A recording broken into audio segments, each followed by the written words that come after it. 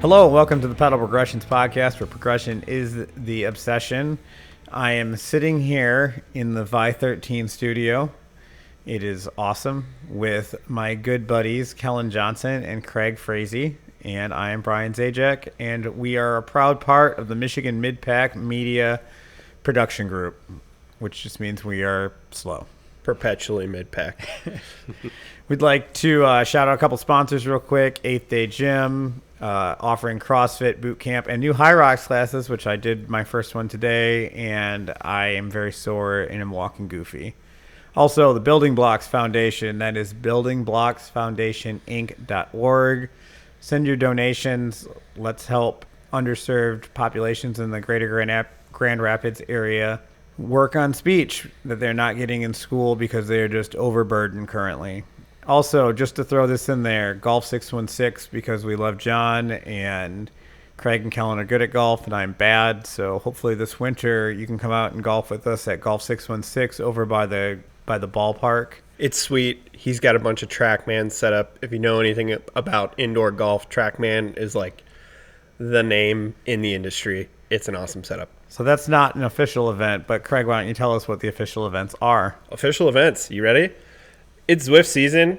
Our rides are going to be on Thursday nights. We have a Discord in order to communicate out with everyone, and you can join it and live chat with your voice, your vocal cords, and tell me how slow I am every week. It's banded, so nobody actually knows. Yeah, I'm bringing down the average, and everybody knows it. But the easiest way to find that is to follow the link tree in our Instagram. Kellen will tell you what our handle is in just a minute. And then you're going to find Pedal Progressions Podcast within the Zwift Companion app. Words are hard. But please, please, please join us. It's an awesome time. The more the merrier. It is a great way to keep going when you're in the pain cave. We are not a supportive group, and we just make fun of each other. So you're really selling this thing, Brian. You get to make fun of us, which is a bonus. So, on to Ray's trips. It's wintertime. Dust off that dirt jumper. Get it running again. Make sure you still have brake pads, because we're going to take a couple trips down to the great state of Ohio and possibly across the border to Joyride. I've never been. These guys rave about it. Today's guest, in fact, is taking his first trip there, so we'll have to hear more about that from him moving forward. Next up, we have our live year in review. You know, getting close to the end of the year. We've done a ton of episodes. Brian, do you have any idea how many we've done this year? It's probably around 20 to recap, and we're going to go through each one like we did last year, and we're going to try live stream because people asked for it, and we've been reluctant to do it, but you'll be able to ask us questions live that we will have to answer and deal with, or you can send us funny things to make us laugh. And not just live with our voices. I think there's going to be a camera. So we are going to be putting ourselves out there on YouTube live, and you'll be able to interact with us in the comments. So we will be sharing in advance on our socials exactly what time that will be. But Kellen, where can people find us? You can find us on Instagram at pedal_progressions_podcast. The link in the description is where you can find that Zwift ride, and you can also find our merch store. Check out our store. We'd love to see our stuff on you. Christmas is coming up. Makes a great gift. You can also email the show at pedalprogressions@gmail.com. You can send your questions in, send suggestions any guests you'd like to see, or just make fun of us. We'd love to hear from you either way. Today was another suggestion. Today was a good suggestion. And that suggestion was Matt Blankstrom. We had a fun time talking to Matt.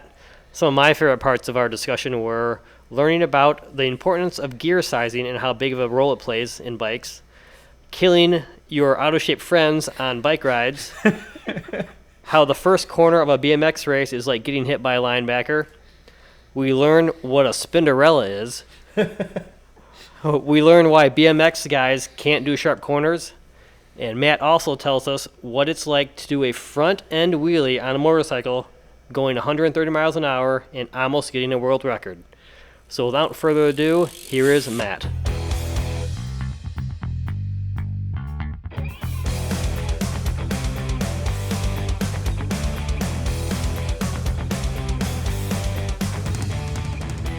Maybe this wasn't supposed to happen.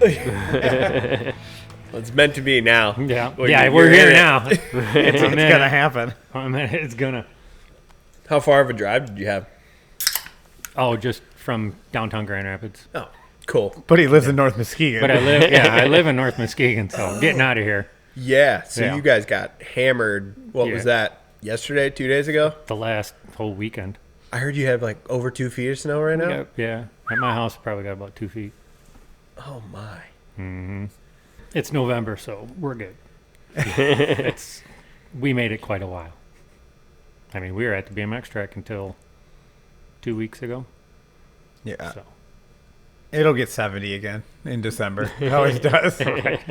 So if a series of warm temperatures in the fall is called an Indian summer, is there a name for like the November, December warm streak? Dick tease. All the trails and tracks are still too wet to actually ride them, but the sun is shining and there's blue sky. It's amazing to me how many people will tell me how the winter's going to go from the first snow. Like, oh, it's going to be cold the rest of the year. Like, do you look at your Facebook memories or your Strava memories ever? Like, it's wildly all over the place. It always snows in October. It always snows in November. It's just spread out. Everyone's like, oh my God, I can't believe it snowed so early this year. It's going to be a wild winter. Like, I trick-or-treated in the snow a lot. Northern Michigan, until I moved down here, I didn't see ever a Halloween without 6 inches of snow. Like you'd get your costumes 5-6 sizes too big, so you could wear your winter clothes. Yeah. Of course, then again, back then it was the plastic lion mask. Freeze up on the inside. Just a sheet over you. You just cut a hole in a blanket instead of a sheet. Yeah, Look back, I was an Eskimo every year. that was about it. Yeah, What are you, Inuit? for sure. I hear there's 24 words for snow. That's from Watching Out Cold.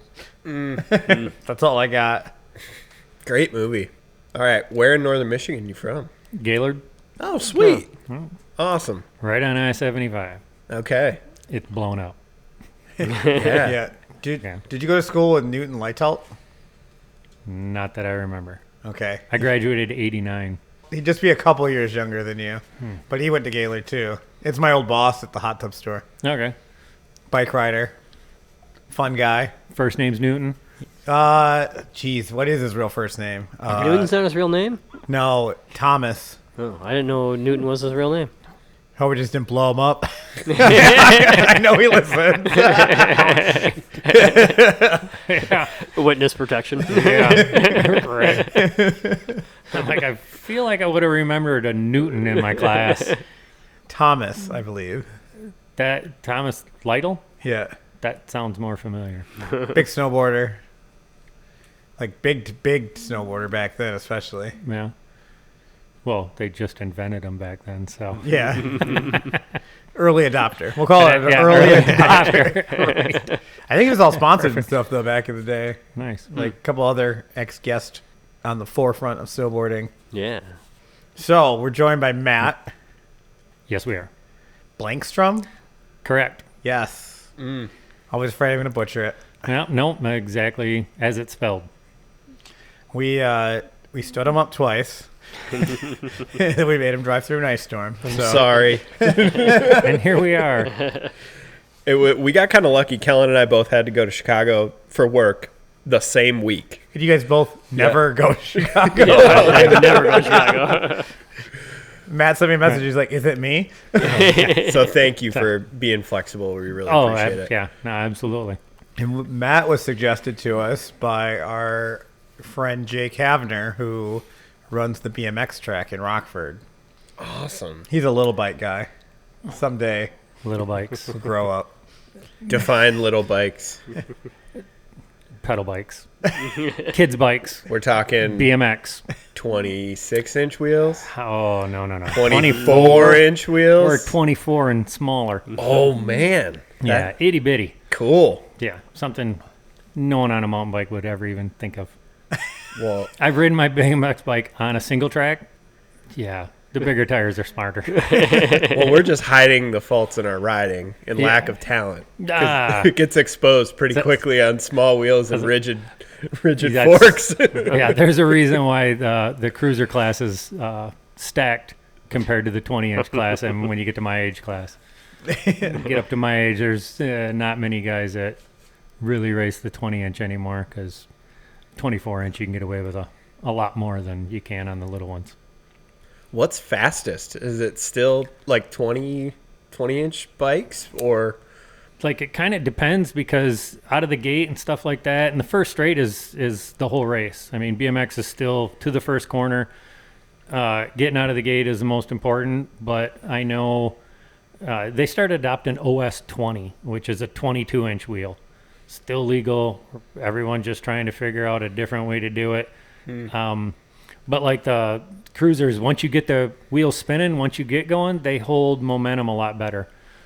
So if you're not a good gate starter, you might want to just give up for the big ones and go with those. But again, it's one of those weird things. Everyone, what's your strength? Work with it. Go from there. Do you mess with wheel size like you do gearing? Is that something that, or you just pick a wheel size and this is what I'm going with? Be a dick about it. Yeah, no, there's those guys that they want to find whatever little tweak they can. Yeah. And rather than just spending the week doing sprints, they'll change their bike and know, oh, I heard OS 20, which again, 22-inch wheel, just under the legal limit, because USA BMX wrote the rules with a crayon, with a pencil, where everything is just somewhat questionable. So as long as it's a 22-inch and a quarter or something like that inches and smaller, it's in the 20-inch class.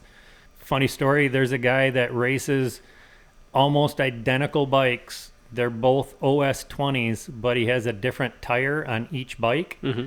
He races one in his class and one in his cruiser.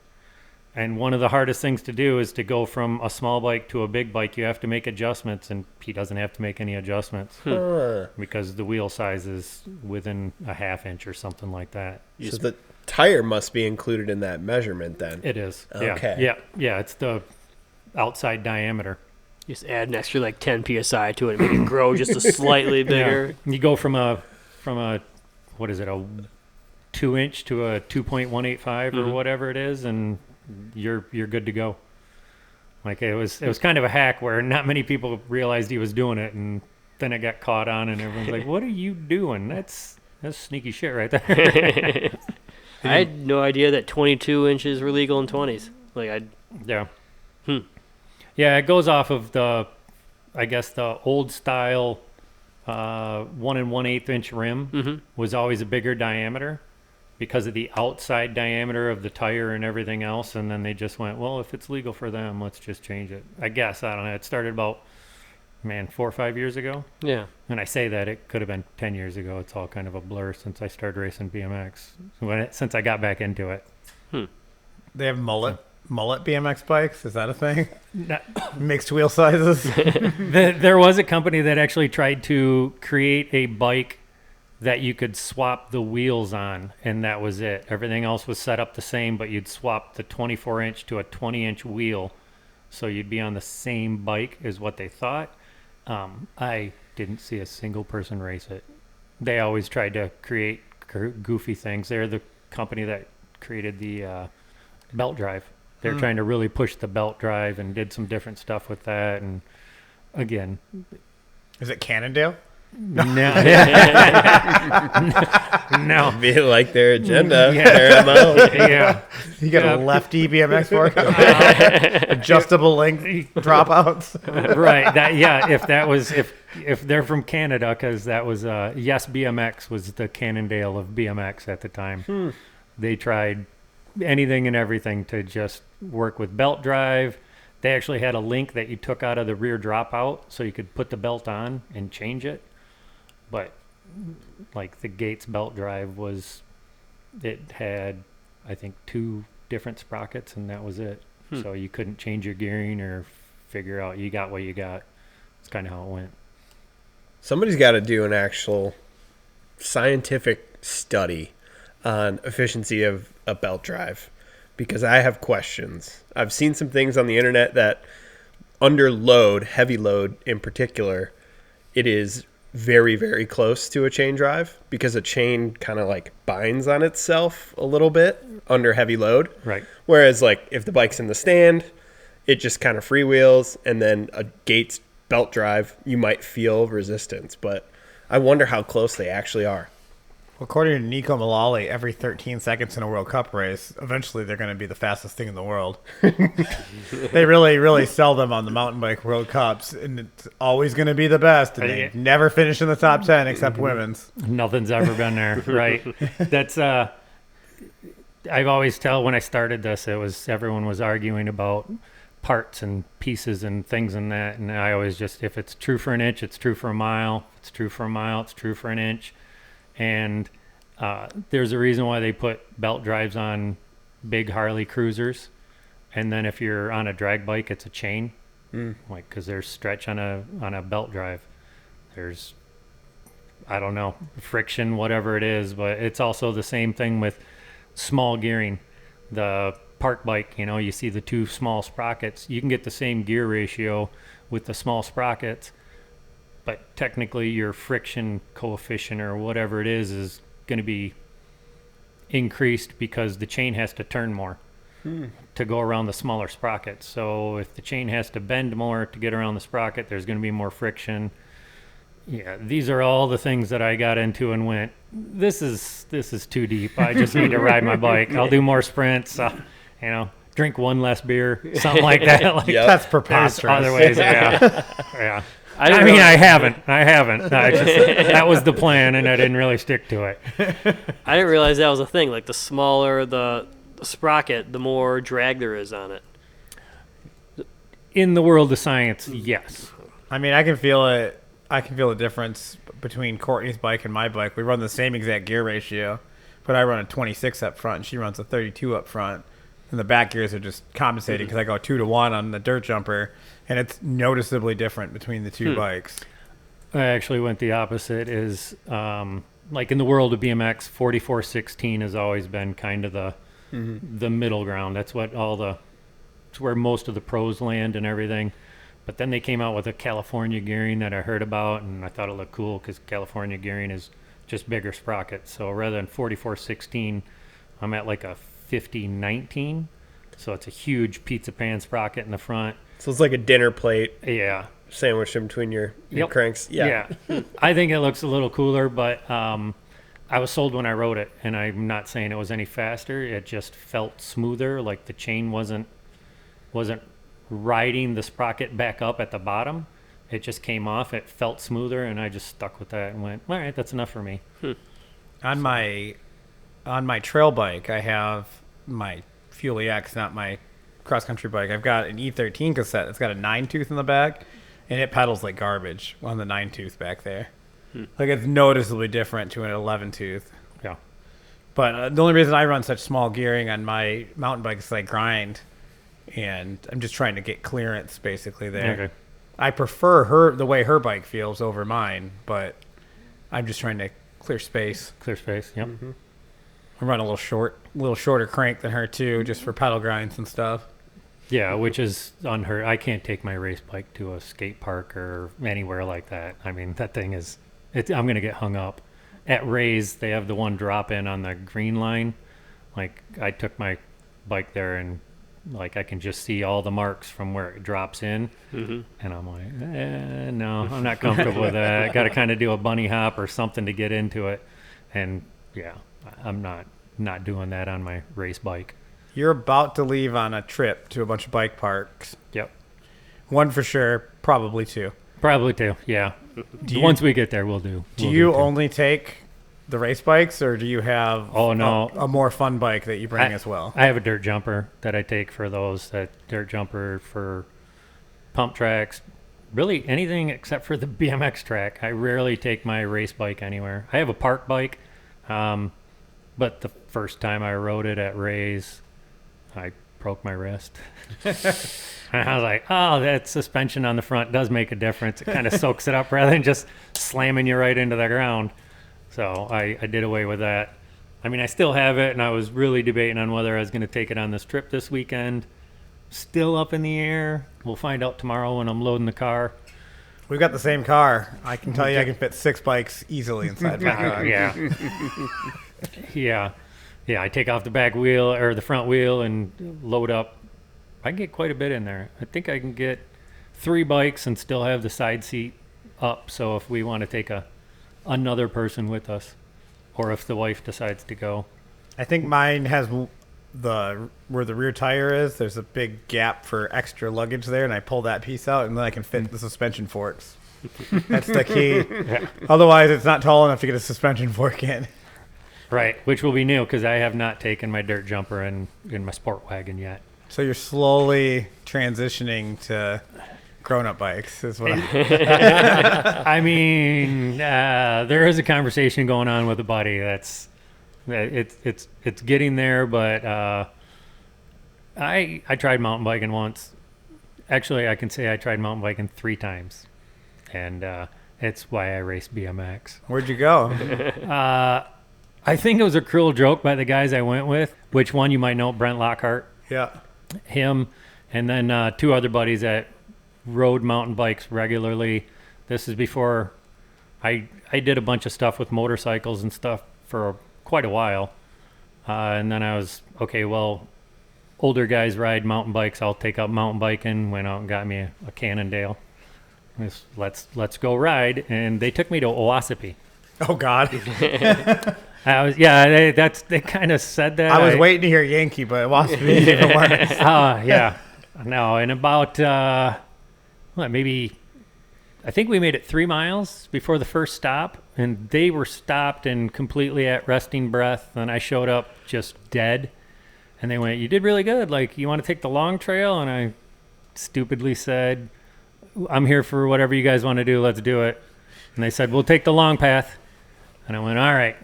And it was what, an hour and a half? I don't even know how long. It was just blurred of, thankfully Fred Britton hung out behind me and just kept on yelling, "Just keep your legs moving, shift."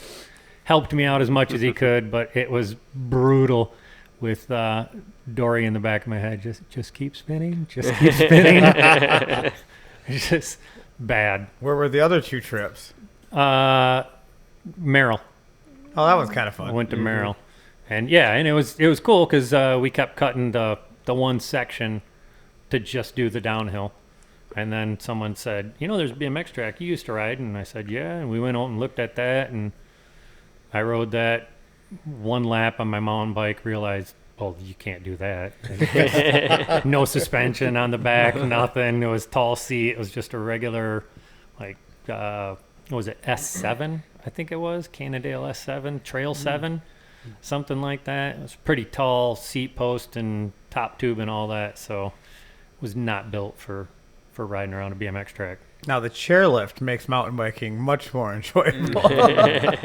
And that is where my friends are getting me. Or e-bike, as like Todd likes to do. Yep. Yeah. That's, yeah, I mean, I don't know if I want to, if I'm going to ride a bike, I'm doing it for trying to keep in shape and things like that. And smiling's part of the better struggle. than sweating. There is that, yeah. Well, the bike park is how we set the hook. Yeah. And then before you know it, you're coming out to Merrill on a regular basis or Cannonsburg. Yeah.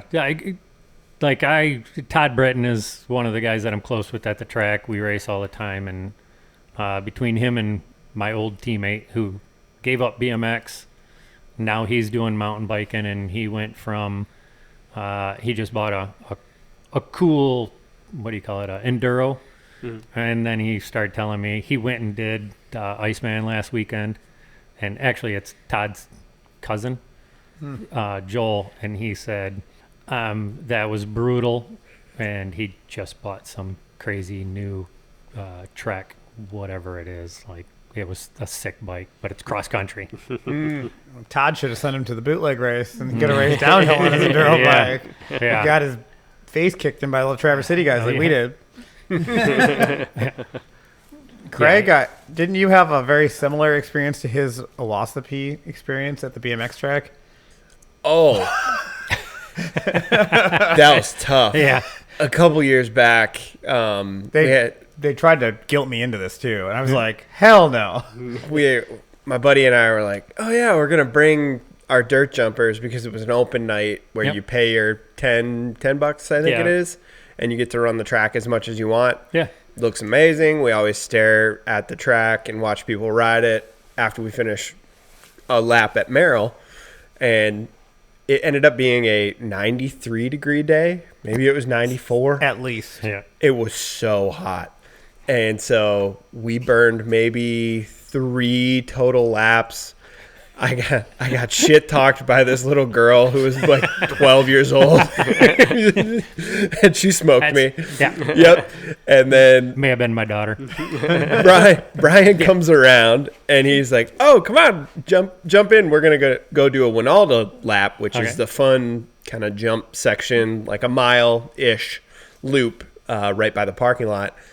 And reluctantly, I decided to go. And then stupidly, I tried to keep up. And we got back, and these guys are just chatting. And I pedaled straight over to the one shady spot behind a water tank Yeah. and just laid down in the shade. It was the worst I have ever felt and the closest I've ever been to passing out. Yeah, you guys didn't hear the end of the Owassipe trip was even worse because we were on the last section. I finally got my breath back after, 20 minutes at the last stop, and I could just see the guys were annoyed with me. They're like, all right, last section, just follow the trail. You'll make it back. You'll be good. Oh, my God. And I was pedaling for what I felt like was forever. I'm thinking I'm lost. I'm like, oh, man, this is not – they're going to have to come out and find me. And then I saw the opening, and I was like, oh, sweet. And as I saw the opening, Brent Lockhart was cruising past me on a full lap. He was like, I'm going to go get a quick one. I went back, cracked a beer with the buddies, hung out for half of the beer, and Brent showed back up after a quick lap. And I was like, that was – all right, mountain bike's not for me, man. That is – if you got to do that type of stuff. It was so quick. It was unheard of in my mind that he could go do what we just did that quickly. But he had to stop 3 times and wait for me. So it was like he didn't even break a sweat on his first one. It was a little embarrassing on my part. But at that time, I hadn't even ridden that bike other than around the parking lot or, around my neighborhood.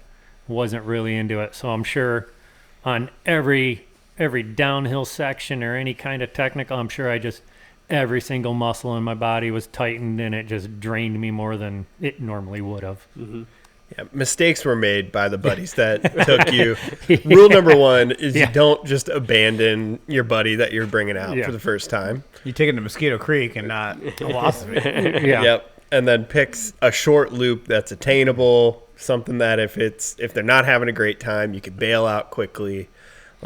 And something that's not incredibly punchy with climbs and I appreciate that, but I talk a lot of shit. So I probably deserve that to some level. It was probably their chance to get back at me for something I said previously. So I give them a pass on it. Well, I rolled out of the woods to catch these guys at the BMX night, and I've got my eyes on the track. I'm looking for them, and where are they? I don't even see them. I'm looking, I ride by the whole side of it. I don't see them. And I look over, and they're laying underneath of their trucks. Shade.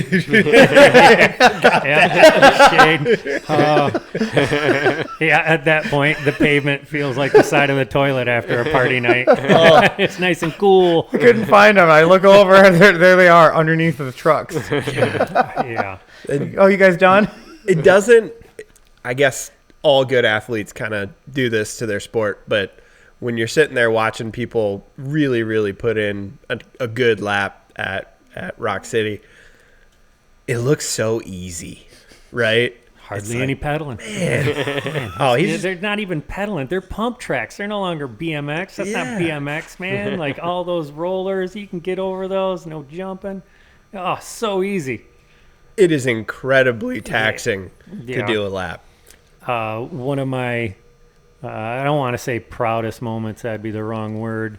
Most enjoyable moments was where I had a roadie buddy of mine that was talking about how he'd do a weekend trip over to Flint in the afternoon and hang out there, and his wife would drive over, pick him up, and like was always riding long distances. And he saw me doing BMX, said he was interested in it.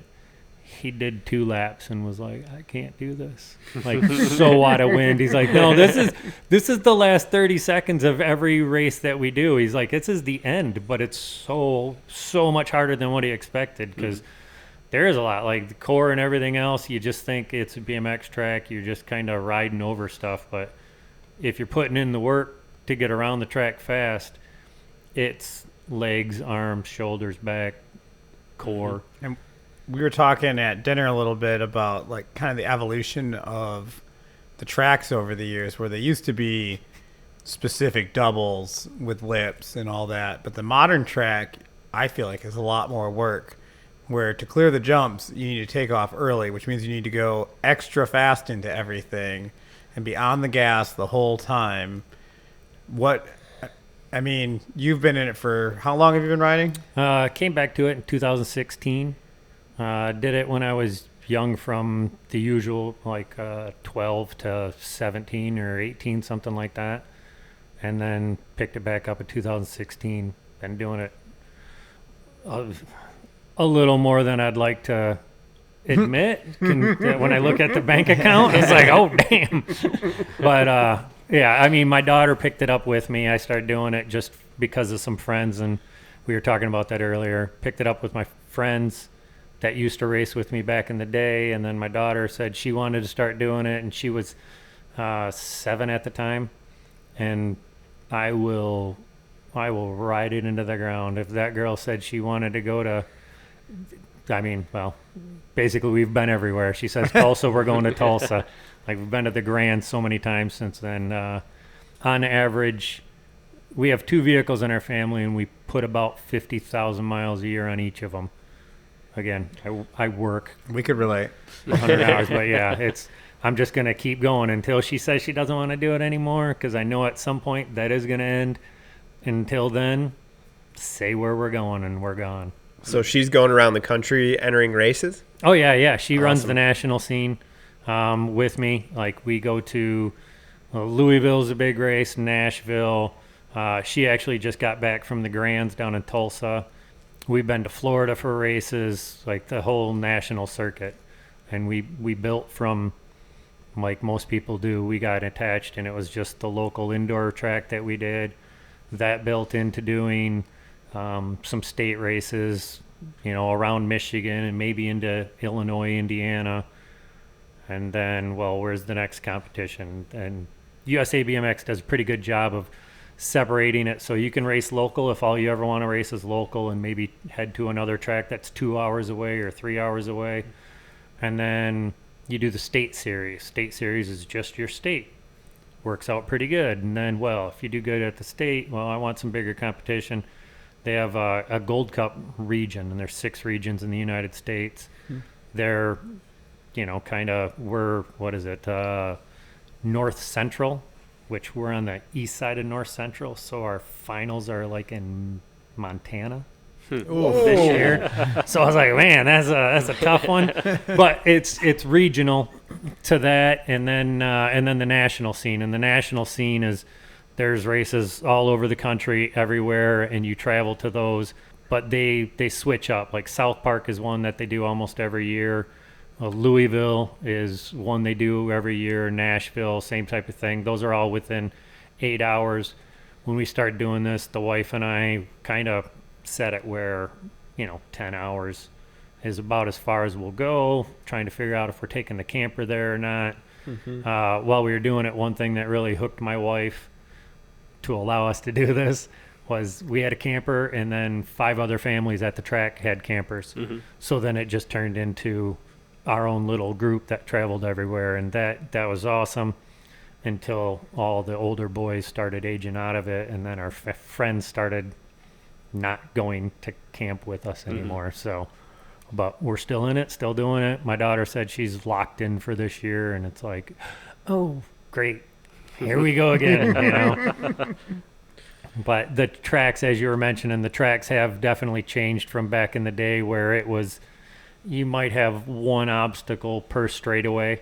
And when I say obstacle, it could be a massive triple that was 3 foot high and 20 feet long. And that was the massive triple that everyone tried to clear. But it had a lip where if you hit it at any sort of race speed, you were going to at least try the triple. Yeah. And then they just built the hills bigger, berms bigger.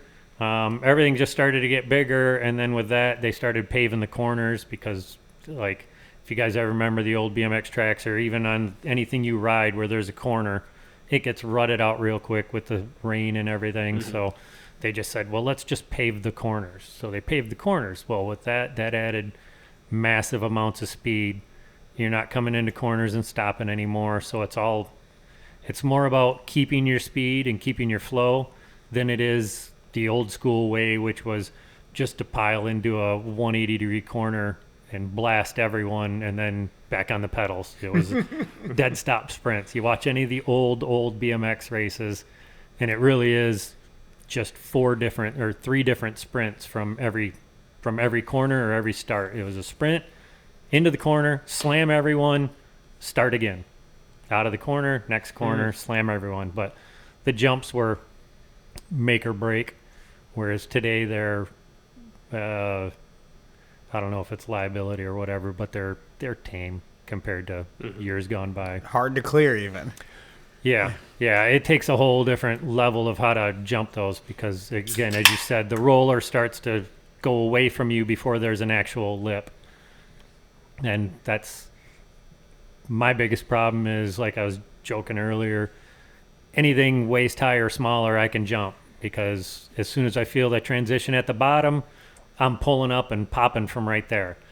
If there's a lip or a transition and then I have to be patient to wait to the top of the jump, it just does not. My mind doesn't work that way. You're just speed jumping. Yeah, exactly.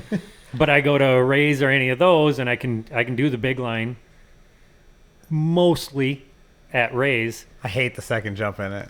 Yeah. I hate it.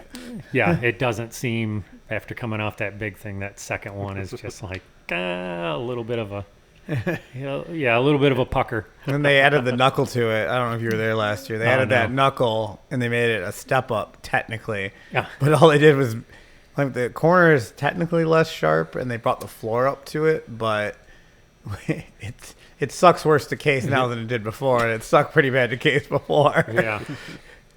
We do the escalator line where we will drop in. I drop into the medium line, and then I hit the second jump in the medium line into the beginner line over the berm. Corner. Yep. And then cut the corner and then go back out because the medium line's got that stupid bowl in the corner. Right. Yeah, because you can never do the medium line well and keep speed. But you have to go out to the big line now because when they made the new hip/wall ride in the back corner, they shrank the middle line, and it is physically impossible to jump the next jump. Like, I was watching Jeremy Ball try to do it, and he couldn't do it. And if Jeremy Ball's not doing it, I ain't doing it. Yeah. I'm not even getting halfway there. Rays I have a love-hate relationship with because I ride with some guys that are ridiculously good, and they make everything seem easy, and then I'll start to get comfortable, start to jump some stuff, and be like, all right, I know how to do this, and then I'll go from like the middle line, second jump to jump into the turn of the first one. And I caught a pedal on it one time and just yard sailed and was like, I forgot I'm not that good and not that young anymore. The expert line at Joyride 150 where you're going is my favorite jump line ever built inside of a building. Oh, yeah. I love it. The big line is frustrating. Every jump is a completely different jump. Great. Awesome. And you'll see Paul, and he'll go through it like nothing, but it's like a step down to a giant step up to a true table that's terrifying that you have to go over the rail upstairs into a huge hip that is easily cut short. And then you got this back section into another terrible hip that I have major issues with this right hip. And then it goes into a nice rhythm section where every jump's completely different. Yeah. And the last one's really easy to overshoot really far. I've put it out there on Facebook enough that we're going there, so I'm hoping somebody shows up that knows how to ride it. But Friday morning to mid Friday afternoon, I don't know how many people are going to be there. That it might be one of those like, I'll try and take it. Let's see what happens. And You'll be amazed at the number of small Asian children running around. oh no, we've been to some nationals in Milton and around that Toronto area, and yeah, it's. I mean, hundreds, like on a typical Friday. Yep. We go for my birthday, and it's hundreds of little children on like Canadian Tire bikes, not Walmart. Right. Just cruising around in the way. You can't even ride the what's Kyle call it, the beehive, The beehive. the front room. With all the kids, yeah, all saying sorry. It's like a skate park with all the scooter kids. Yeah, favorite of all time. Yeah, Sorry. sorry. And then you watch videos of that big rhythm room, and you'd be like, "Oh, I'm gonna ride the hell out of that. It's gonna be awesome." You walk into that room, and everything's twice the size you think it was in the video, and you're like, "I literally can't even drop in to a single ramp in this room." Fully motivating me, guys. Fully motivating me. How bad's that weather? Oh, maybe we ain't gonna make it. Oh, dang I it. just told you the expert jump line is my favorite jump line ever built anywhere, and you can do it with zero effort. You just, We'll find out. I'll get back to you on that. I mean, it feels like zero effort until your legs stop working Yeah. in the middle of the day, and you get leg cramps. That's usually about the time I start to get warmed up. Is I have a warm up to you're done. Like rarely do I get that sweet middle spot. Again, I'm not a mountain biker. I'm a BMX. 45-second laps. Like I got not a lot in me. I can hammer around a pump track or a racetrack, but don't ask me to do it 4 times in a row. See, that makes sense. You hit the start on a BMX track, and then halfway down the first straight, you're like, okay, I'm warmed up.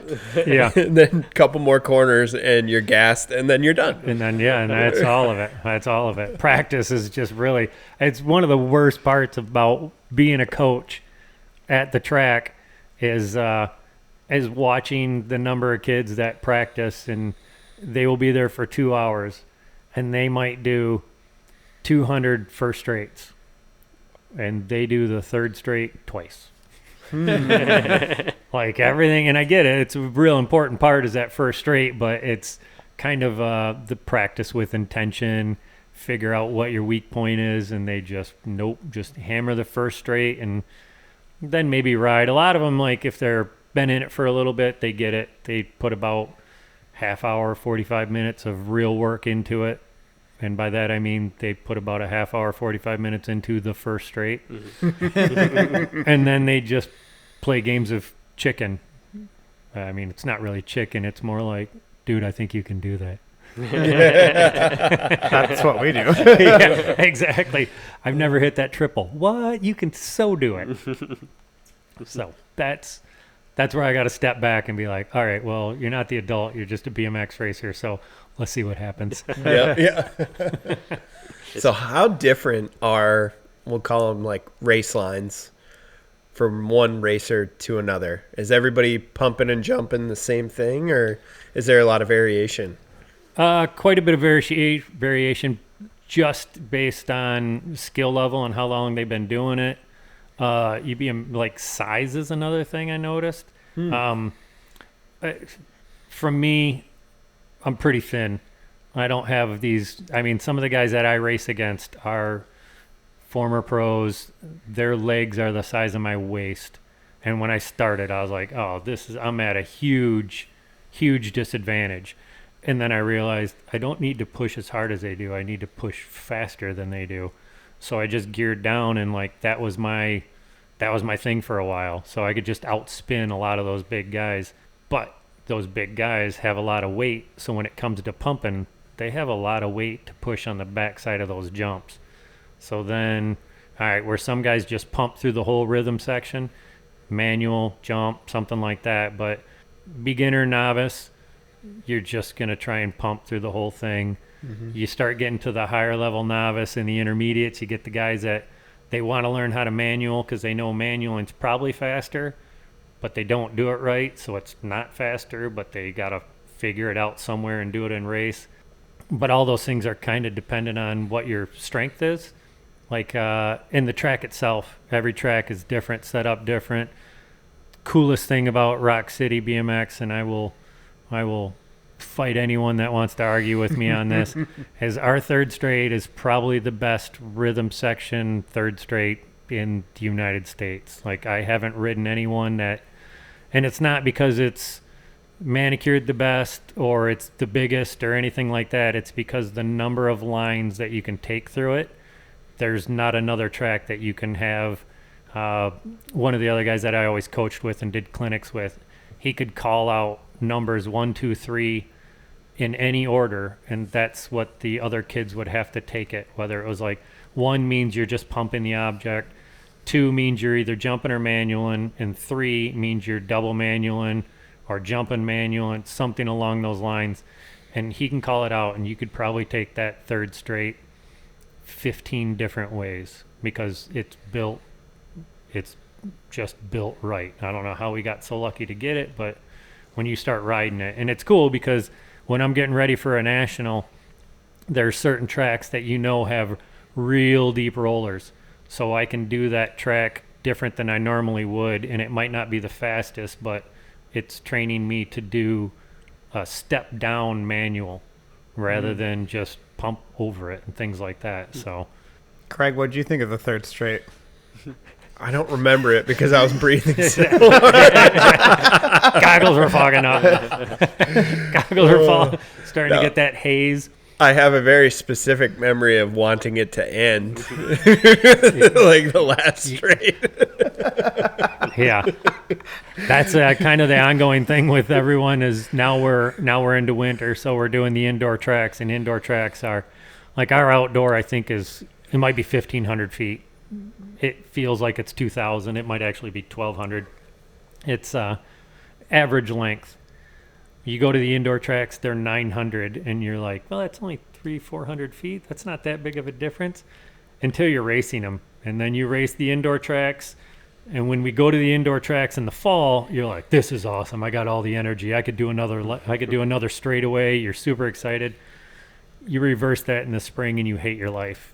When you realize, oh no, not used to that one last lap, one last straightaway is killer on you. So how much of a contact sport is BMX going into that first corner? Because that looks like the scariest part to me. Compared to before, when I raced when I was young, and again, I told you, like, the tracks have changed. It used to be linebacker style going into the first corner in almost every class. Now, you don't want to hit anyone because it's going to check up your speed. And if you're in second going to first and you hit that guy, third place is going to blow past both of you. So it depends on the mentality. Older guys tend to give a little more space. 15, 16 girls, 17, 20 girls, and then basically anything from 14 expert boys and up until probably the 36 to 40 class. It is hold on. If you leave that open, there's going to be someone, and if they have to hit you, they're going to hit you. It's not as brutal as it seems, but there's just so much speed involved that anything from a foot, a pedal, getting caught in a front spoke makes it look disastrous. I've gotten my foot caught in. Actually, I ripped out another racer's front spokes, and he flipped over, and my foot got caught in between his fork and his wheel, and it ripped it off my clipped-in pedal in a corner, and he wadded up bad. But it was just because I carved, and when he was carving down to try and protect the line, my pedal just went into his forks or into his spokes, and that was it. So it's not as bad as it used to be, which is why some of the old school guys, haters. This isn't real BMX. I've been hit by 2 older dudes in the last 2 times I've been on a BMX track and lost pieces of my elbow both times. Brent Walk and Todd Britton. Yeah. Yeah, there's a mix there where novices usually collide because no one really knows how to maintain a line. Intermediates collide because you're not going to pass them. They just, they'll take up the whole track. They'll move they're not as skilled, but they have all the speed in the world. And then experts are where you can start to learn, like, as long as I hold my line, that guy can be 2 inches off of me and we'll both be fine. Most of the time. There are still a couple guys that I race, and I'm not going to say names, but I'm old school. I'm an 80s racer. And that dude will come at you every chance he gets. He will cut across the track to wipe you out. He will blast you in every corner he can. And it's just old school racing, man. However, if you take him out, he's going to protest you. I found out the hard way. Or the fun way, I guess you should say. I should say I found out the fun way because I tested him on it. And, like, he doesn't like it returned to him. But, again, there's just those guys. Some guys just, the ego takes over. They just are not going to lose no matter what.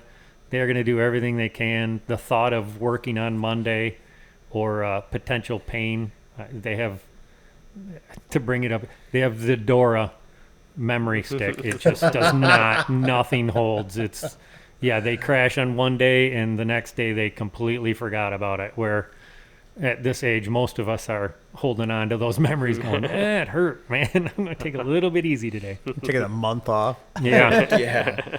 Okay. So what do you love about it? What I know we've been talking for 50 minutes damn near, but what keeps you coming back to the races?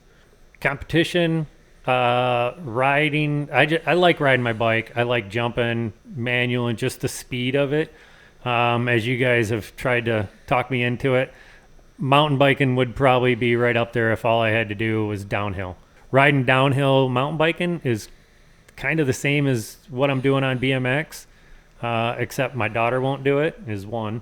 And I have She's wrong. Yes. Emma, I've tried. I took Emma recently to do some downhill stuff. Yeah, I think if she does it, she just hears mountain bike and thinks cross country like I did the first time. I'm not going to do that to her. But I think she would like the downhill a little more. But again, to get to decent downhill, and this is my opinion based on stupid stuff that I've heard possibly, I have to travel just as far to get to a decent downhill than I would to get to a BMX track. So, and probably pay the same if I wanted a lift ticket or anything like that as I would to a BMX. So as long as my daughter likes BMX, I'm going to choose BMX and we're going to do that. But second part, fellowship, I guess you call it, or whatever it is, like the camaraderie. It's kind of like when you get older, like that's all you want. You just want to hang out, and if you can do it and stay in shape and do something somewhat healthy other than the however many barley pops at the end of it. But if you can do something healthy and fun and you get to hang out with guys, like, it's the perfect type of thing. So I get to do that. I've been doing it hard for 10 years now. And one thing that helped me the most was when I started coaching, it helped me race. Like, because if you coach, if you want to really learn how to do something and you want to do it well, learn how to coach it, because you'd be amazed at how in-depth you get trying to figure it out and how to teach someone else to do that. But then we have beginner club at the local track. We do 2 or 3 sessions a year. It's a 5-week-long program. It takes kids that have never been on a BMX track. We have kids that have never been on a pedal bike that we have taken to it and got them to race BMX. And I mean full on, like, hammer a lap, standing up and everything around the track. That right there is what's kept me in it longer than anything else, because when those kids are doing it for the first time and they realize how fun it is and how excited they are to do it, kind of reminds me, like, yeah, this is pretty cool. So that's always brought me back to it. As long as I coach, I'll probably always be in it. Going into coaching a little bit, Kellen, has Grayson gone in there yet? No, he hasn't ridden that BMX track yet. So how you work through them, or you work as an independent contractor, or how does it work if someone wants to come and get lessons on the BMX track from you? Well, the USA BMX membership, which is what our track is, it's the association. It covers the covers the insurance and everything. It's probably one of the things that holds BMX back, is because unless you're Lansing is a good example. Lansing is in a public park.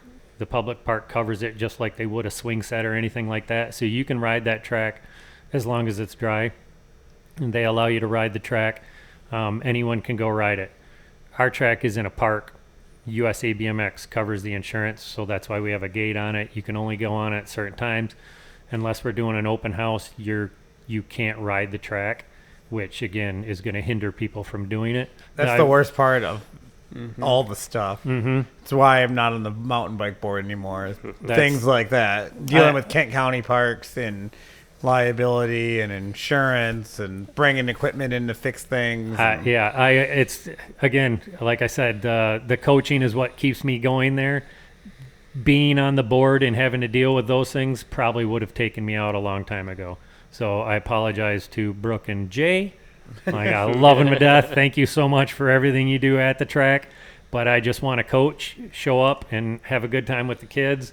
And it's why I've been coaching since like 2017, a year after I got into it, teaching these. But as far as getting kids into it, the beginner clubs are open to anyone. We usually have an open house the weekend before we start them. Mm-hmm. So when we have an open house, there's no cost to it. It's show up, we'll give you a bike, you ride it. If the kid likes it, then you sign up for the 5-week beginner club. And then the beginner clubs are they're set up where the first maybe hour is just coaching, teaching them, flat pedals, how to go over the jumps, the starting gate, and then we go into how to pump through a rhythm section, and then we start to get to corners, things like that. And then by the fifth one, we're teaching some lines or at least some idea of where you want to be on the track when you're racing. But like I said, the first hour is coaching or doing skills, and then we do races. Like the first day they're there, they gate up with the other kids that are in the open class or in the open and race by ages. So stick them in the gate. Like you got an hour to learn how to do this, and then you're in a gate going. I'm a big believer that all the Miska kids should do the beginner club at the BMX track, because they'll get more from 5 weeks of that than they will from 2 years of just riding Luton State Game Area. And then when they do go and ride Luton State Game Area, they'll kick their parents' butt because they're going to ride so much better and be in better shape. Mm-hmm. Yeah, I'm a big proponent, even though BMX riding is too hard for me, pushing it on younger children with legs that work. Yeah. Precisely. That's I've always said, like, if you want to make money in BMX, go to mountain biking. I don't know if it's still the case anymore, but I watch Crankworks and all those things, and I just love it when I know on any of the pump track or the slopes, not necessarily slope style, what's the other one, dual slalom, 50% of the guys that are in that are BMX racers, former BMX racers, like such a massive number of them, because it teaches, I don't know why it teaches the skills so much more than mountain biking does, because if you're mountain biking and you're doing pump tracks and you're on a mountain bike and then you do the dual slalom on a mountain bike, why don't they progress as fast as BMXers who go from BMX to that? I can't answer that, but I just look at who's in the gate and go, we're doing pretty good as far as BMXers and transitioning. I do notice that BMXers can't make tight berms, though. We used to host a pump track race league, and we'd have the BMX kids come out, and we'd have these like 9-foot radius berms, and they're like, they just don't know what to do with it. Two tight berms going back different directions to a BMXer is death, because we always want to put our outside foot down. Yeah. So we're too busy switching our weight and getting the pedals around, because I've noticed that, like at pump tracks, when I go to a pump track, all flat. I have to realize I just keep my feet flat and go through the corner, where in BMX you wanna plant that outside foot, get your body low and carve the corner so you can carve it, get straight back up and start pedaling again. Mountain biking, it's keep your pedals flat, carve the corner. but you're up a little bit higher, so BMXers think you just need to be low center of gravity. But it's beat into our head from the beginning. You got to have that outside foot down, and you try and do that on 2 quick corners, and you're like, whoa, I'm out. Damn.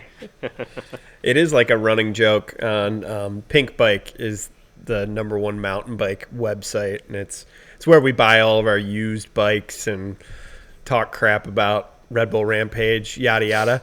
But it is like a running joke that BMX background is part of every downhill racers or slalom racers or any other mountain bike racers Well, even background. Christopher Blevins on cross country and so. Yep. Yeah. BMX background. So Yeah, it's just, I mean, You're just because supposed I'm to in leave BMX. it when you're 10. Oh. Missed it. Again, raised in northern Michigan. We're a little behind the times. We just got internet. I didn't get the memo. no, I do hope to go back to the Rock City track and on a cooler day. Yeah. Maybe. Yeah. And maybe if there's less people. We used to rent the indoor one back when the Salisburys were really involved with it. We would, he'd charge us a super discounted rate on like a Wednesday night like tonight, and we'd charge everyone $20 to come in. We'd give them their money to be open for us, and then we'd take the rest of the money and we'd give it to the Gildas Club for like Jeff Jacoby for like cancer and stuff. And we'd have 20, 30 people at these rides at night. And it was all the mountain bikers that are intimidated by all the BMXers. Right, yeah. Yeah, which is, again, it's one of those things. There are a lot of that. I didn't race. I did street bike motorcycles. Like, I don't know how to explain it. Street bike freestyle is what we called it. The guys doing the wheelies and the endos. That's what you did, and all right? that. I didn't do it, but I ran with those guys for quite a while. I did, yeah. That was one of the guys I put a video out. 1096. GR's Finest? No, GR's Finest were they were the 2.0 of us. Oh, like I love those guys. But they were like the second coming. They kept West Michigan on the map, which was crazy because our group came out. We did a video, had it distributed nationally at all the motorcycle shows. Cool. We actually went to like Indianapolis for their big motorcycle expo and had a booth and sold videos and all that. Traveled around.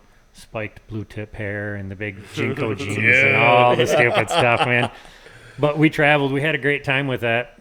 Forgot where I was going with it. We did that for a long time, going back from that to BMX. Yeah, just completely lost where I was going with it. I think I saw a video of you doing a 700 plus foot stoppie. Yeah, I had the world record for like a weekend. What? Yeah, I actually, cool thing about that, also being young and dumb and just kind of not realizing what's like, not really researching everything the way you should. I could have got 2 because I would have also got the fastest stoppie. How fast do you come in before you put it on the front wheel?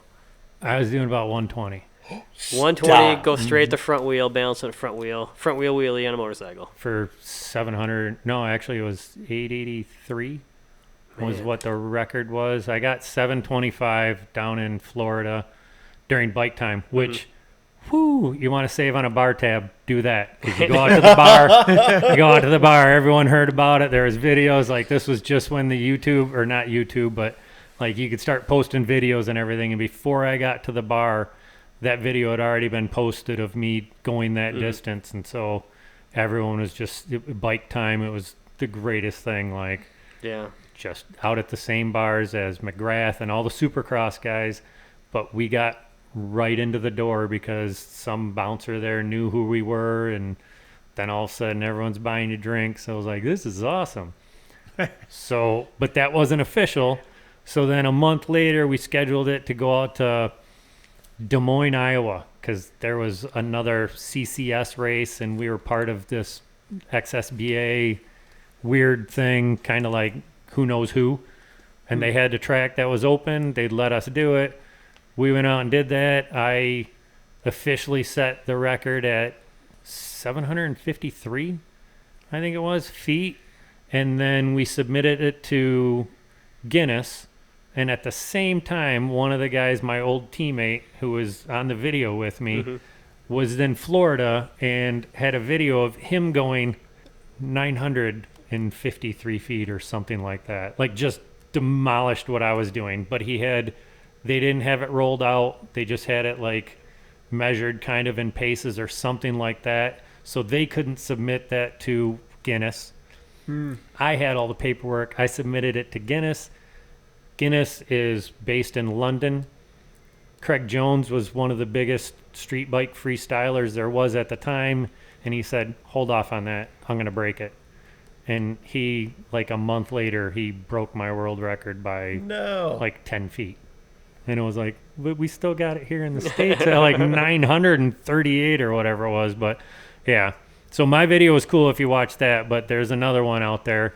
Matt Gorka Endo is something that you're just kind of like, what? It's two different styles. I'd come in with, like I said, 100 to 130 miles an hour. Never really checked it, but I knew it was way up there. It was fifth gear pinned. Yeah. And Matt wouldn't go over 80.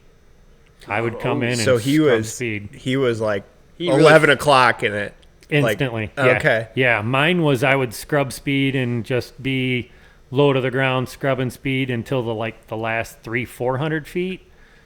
All 900 foot of his was at the, oh shit, I could die moment. Like the balance, he's off the brake, just kind of moving his body, trying to balance it. That's terrifying on a big bike. Oh, yeah.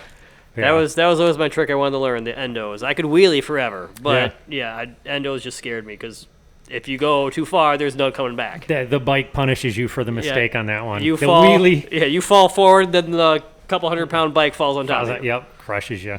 I will say you do them better on a mountain bike than anyone else I know. I am a good endoer on a mountain bike. Right, yeah. You got a downhill brake on his dirt jumper. Yeah, 30-pound bike crushing you is like, it's not that bad. Yeah. Still going to hurt, but not as bad. Yeah, I used to go with those guys, and the evolution, just that whole sport bike like stunting is crazy too. I can go down a big old rabbit hole on that too. That's really progressed a lot too. Yeah, that's why I got out of it. Yeah. Like I was into it so heavily, and then GR's Finest came along, and I was like, all right, sweet, someone to still ride with. But they were young and real hungry, and they went right past me, and I was like, all right, bye, guys. Nice knowing you. I'm going to, what, I had a kid? Oh, okay, sweet, I got to calm down. Didn't want to, but it was like kind of the double-edged sword, like, yeah, I probably shouldn't be doing the stupid stuff. And like anything, once you start thinking about the bad things that can happen, it's going to happen. Yeah. I mean, in BMX, mountain biking, you start thinking, man, I hope I don't blow through that berm. We've all toned it down in recent time, I'd say, a significant amount. We're watching the young kids pass us and get hurt and then stop riding, but not all of them, but I mean, they will. Yeah, the age-old motorcycle saying is there's two types of motorcyclists, those that have crashed and those that haven't. Yep. Because once you crash, you're going to know if you're a motorcycler still. Yep. However it goes, but that first one's always a doozy too. Yeah. Yeah, I had a couple good ones. It was always the knock on wood good thing is that I never ended up in the hospital the same day as a crash. It would be a week later, like that's still bothering me. It's a wild justification. Something like that. Yeah. Well, that's what I said. And when I took up BMX, it was because, listen, I don't want to ride motorcycles anymore. I'm afraid of being hurt. I could get really hurt on that. And then first year, broke my collarbone, surgery, plated. Second year, collapsed lung in the hospital for 3 days. Broke my wrist once, thumb twice, pinky once. Like, the list is so much better, or so much, I don't know, better, worse, however we want to say it. But on the motorcycle, I like twisted my knee once and blew out my ACL, but it wasn't that bad. Didn't have to have surgery. Just went to the doctor, got it checked out. Hurt my wrist once, but again, sprained it. Wasn't that bad.